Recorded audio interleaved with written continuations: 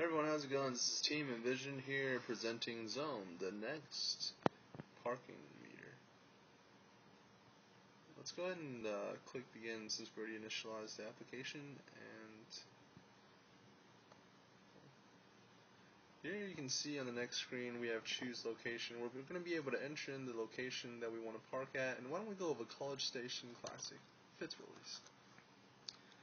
Now, the reason that we're using Fitzwillies is because this is kind of a downscaled version of the full version. Normally you'd be able to enter in pretty much any location, but since this is a specific location for a specific example, we're just going to go with Fitzwillies for now.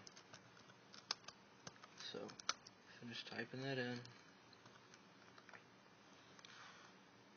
Okay, Fred, it's back to you. And here you can see the database is pulled up Fitzwillies, and a picture of Fitzwillies indicates that there is about 7 open slots right now. Why don't we go ahead and pick one of those slots to park at? Say maybe slot 190? 190 sounds good. Sounds good. Let's go ahead and do add time.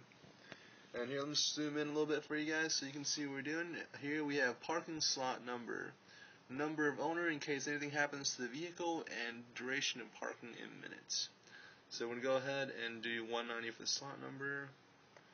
Jump on, go ahead and put in your number real quick. Okay.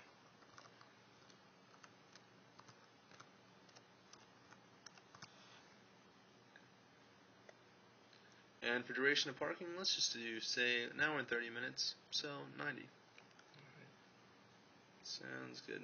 Click and submit. We'll go ahead and transfer the data to the database, and as you can see, no data is shown here. After clicking detail, however, it's going to perform a query on the database and show the information it contains. And as you can see, slot 190 is a parking slot number that's been paid for, along with the number of the owner and its duration. Let's go ahead and click done and see what happens. Alright, and we're directed to a thank you screen where we can check slot, add time, or exit.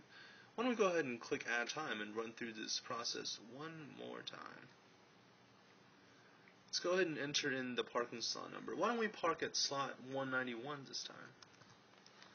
For number of owner, why don't we say, let's fill in what we had last time.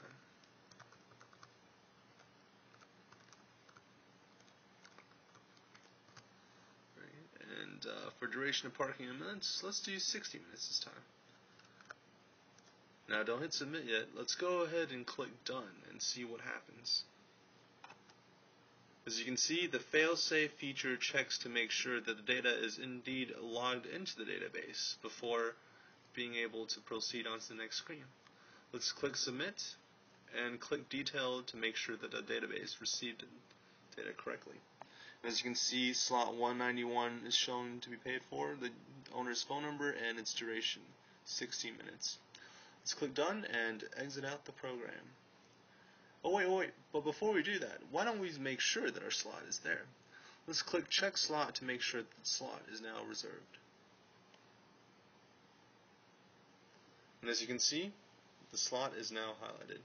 John Paul, would you like to explain a little bit about the process here? Well, that right there was that's for the user to have visual confirmation that the slot that they just got done paying for, now that it has been updated via the application, via the database, and we have visual confirmation by the time it gets back to you. So, sounds great. And now let's go ahead and click exit and get out of this application. And this, ladies and gentlemen, is our presentation. We'd like to thank you, and we are Team Envision once again. Thanks for your time. Later.